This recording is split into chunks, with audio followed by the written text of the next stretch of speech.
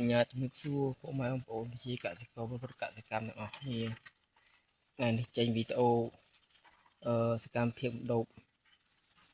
lực tiệt xa tiệt và ta than không vui mấy bố thì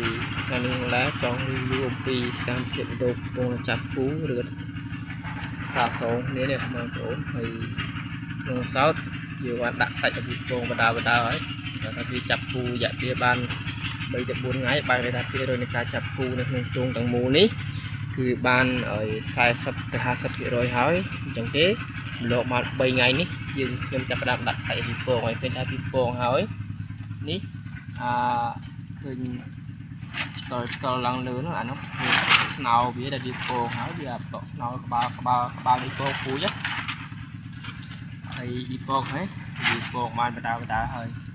ក្នុងនោះសោតបងប្អូនឃើញអត់ឃើញ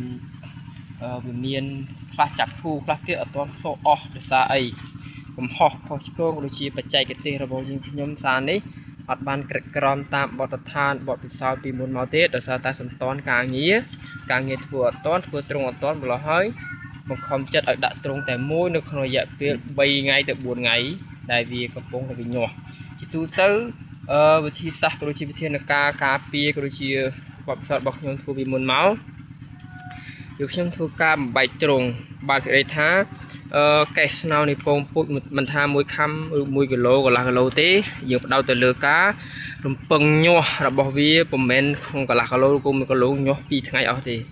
ណាបងប្អូនវាត្រូវប្រើរយៈពេល4ថ្ងៃបើសិនជាខ្ញុំមធ្យមភាពអ្នកទឹកដៃល្អអាចថា2 អាចថា3ថ្ងៃតែទឹកដៃរវល់អ្នកមានទឹកដៃល្អក៏ដែរអត់រវល់ហើយមិនសូវជាបានអាចឈ្ងុបជាមួយនឹងការថែទាំទេអញ្ចឹងការវាអូសបន្លាយនឹងការញាស់យឺតយ៉ាវក្នុងការញាស់វាអត់ស្ទុះខ្លាំងណាញាស់រៀងលពេលលប៉ោះ4ថ្ងៃបានញាស់អស់ត្រឡប់មកវិញកដោបរបស់យើងខ្ញុំនេះគឺវាអាចបានគេថាយើងខ្ញុំពជាពីបែបហ្នឹងធ្វើឲ្យអាចអួលក៏ជាវិធីសាស្ត្រការបំបែកត្រង់ចាស់ស្ដែងអត់បានបំបែកត្រង់ជាទូទៅបើសិនជាខ្ញុំធ្វើពីមុនមកខ្ញុំបំបែកត្រង់វាទីរថាខ្ញុំធ្ងន់ពងពូជរវល់ខ្ញុំធ្ងន់អធិស្ស្រ័យធ្ងន់ពងពូជមិនសូវបានឲ្យជាក់លាក់ល្អខ្ញុំធ្វើការប្រយោលដែរប៉ុន្តែខ្ញុំមានវិធីសាស្ត្របំបែកត្រង់ទីរថា4ថ្ងៃវាទឹកវាញាស់អស់5ថ្ងៃទឹកវាញាស់អស់យើងខ្ញុំធ្វើត្រង់2សម្រាប់សកួរបានគេថាវគ្គទី1វាញាស់បានមួយយប់បាក់មុខតិចតួចហ្នឹងយើងអត់រាប់ទេរំពឹងថាថ្ងៃវាញាស់ខ្លាំងគឺយើងរាប់វាតែម្ដងរាប់វាញាស់ថ្ងៃហ្នឹងមកខ្លាំងម្ដងស្អែកឡើងញាស់ខ្លាំងម្ដងទៀតដកវាមកត្រង់ហ្នឹងយកទៅដាក់ត្រង់មួយទៀតណាបងប្អូនអានេះវិធីសាស្ត្ររបស់ខ្ញុំដល់ឡែកឥឡូវនេះសកម្មភាពរបស់ខ្ញុំយ៉ាងនេះយើងមានតែត្រង់មួយអញ្ចឹងទេអត់បានធ្វើបបែកត្រង់ទេទើបវាមានបញ្ហាតាមរយៈនោះឃើញខ្លះសក់ខ្លះចាប់គូហើយ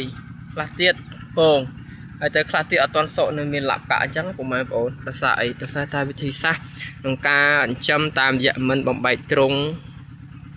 ហើយនឹងការផ្ងុំពងពូជមិនសមប្រកបតាមរយៈអាកាសធាតុដូចជាសំណើមជ្រុលមិនថាដៃថ្មីដៃចាស់ទេបងប្អូនបើសិនជា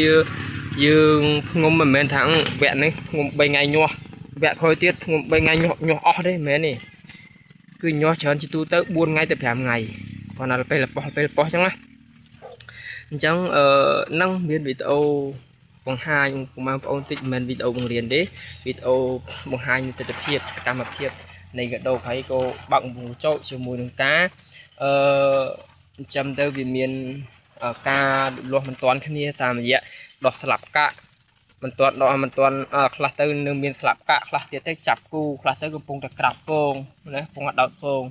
អញ្ចឹងជាបញ្ហាមួយជាកលឹះមួយបទពិសោធន៍មួយដល់បងប្អូនប្រជាកសិករដៃថ្មីដែលត្រៀមនឹងចិញ្ចឹមដូច្នេះសូមព្យាយាមធ្វើការបែងចែកត្រង់ឲ្យច្បាស់លាស់ទៅឃើញជោគជ័យជាងអេដមីនហើយខ្ញុំនេះចិញ្ចឹមកំដរដែរទេណាកំដរគេថាកាត់ stress ក៏ប៉ុន្តែយើងភ្លេចខ្លួនបានចំណូលវាដែរយើងរំពឹងថាយើងធ្វើការផ្សេងបានយើងអត់ពិបាកធ្វើការអីខាងបដោតតែខាងកដោបនោះទេហើយប៉ុន្តែបើសិនជាបងប្អូនជាកសិករខ្លះគាត់បើកទូលំទូលាយធំគាត់ គាត់បដោតទៅខាងហ្នឹងមកថា focus សាជាគេថា focus ទៅខាងហ្នឹងទេគឺ grow up ហ្មងគឺមានន័យថាគាត់រីកចម្រើនខ្លាំងណាវិស័យកដោបហ្នឹងច្រើនមានគ្រូមានវិជាកសិករច្រើនជោគជ័យជាមួយកដោបហ្នឹងដោយសារគាត់ធ្វើតែមួយមុខជាក់លាក់អញ្ចឹងណាហើយសម្រាប់យើងខ្ញុំនេះ admin នេះគាត់ថាបានមិនអញ្ចឹងទេ បានមិនចាំទៅដាំបន្លែខ្លះធ្វើកសិកម្មដាំខ្លះអីចឹងណាបងប្អូនហើយត្រឡប់មកវិញនេះឥឡូវវគ្គនេះគម្រោងថាយកពង2គីឡូយកពង2គីឡូដើម្បីដាក់ទ្រុងនោះបងប្អូនតោះកុំឲ្យបន្លែពេលយូរទៅមើលសកម្មភាពដូចជុំវិញនេះទ្រុងយើងខ្ញុំនេះណាទ្រុងរបស់យើងខ្ញុំចេញពីក្រោមមកឈើទៅលើក្រែទេក្រែអង្គុយលេងកើតចាប់ផ្ដើមវាយជាទ្រុងកដោបថ្ងៃទី12ខែ11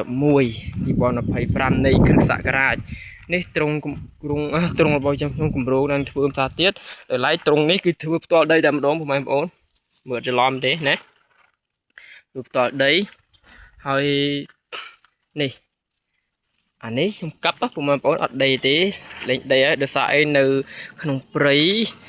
នៅភូមិជ្រៅយើងពិបាកខ្ជិលអត់មានម៉ាស៊ីនដីទៅក៏រៀបចំវិធីសាស្ត្រឆ្នៃកាប់ហ្នឹងទៅតែនេះខ្ញុំត្រូវមានមេមួយនីវមួយប្រព័ន្ធ2ធ្នាប់ដៃឬ3ធ្នាប់ដៃមកដាក់អញ្ចឹងមកខ្ញុំវាយដេកគោលហើយកាប់មិនវាហ្មងណាមិនវាចឹងជាប់ចឹងឥឡូវទៅបាន 45% នៅដបូលនេះអត់ទាន់ហើយទេត្រឡប់មកវិញទ្រុងនេះគឺជាទ្រុងសកួរសម្រាប់ដាក់កដោបទ្រុងនេះកំពុងតែវាកំពុងតែដោតពងបងប្អូនឃើញទេហ្នឹងហើយមានវីដេអូប៉ុណ្នេះសម្រាប់ចែកម្លែកក៏ជាផ្ដល់នូវទស្សនីយភាពដល់ពុកម៉ែបងប្អូនចង់ចិញ្ចឹមកដោបចង់ឲ្យរៀនចាំរៀនអីណាយើងខ្ញុំមានពងពួយផ្គត់ផ្គង់បានណាទៅមួយខាំ1គីឡូកន្លះគីឡូអីចូលទៅបត់ពិសោធន៍បានចាំកើតទៅខលមកខ្ញុំតំណងទីផ្សារខ្ញុំជួយតំណងទីផ្សារឲ្យអូខេអរគុណសម្រាប់ការតាមដាននៅវីដេអូតាំងពីដើមដល់ចប់ហើយកុំភ្លេចជាវឬ Subscribe ទៅលើ Channel របស់យើងអ្នកមួយផងដើម្បីទទួលបាននៅវីដេអូក៏ដូចជាកន្លឹះថ្មីៗទៀតដែលតាក់ទងជាមួយនឹងវិស័យចិញ្ចឹមកដោបអរគុណច្រើនជួបគ្នានៅវីដេអូក្រោយទៀត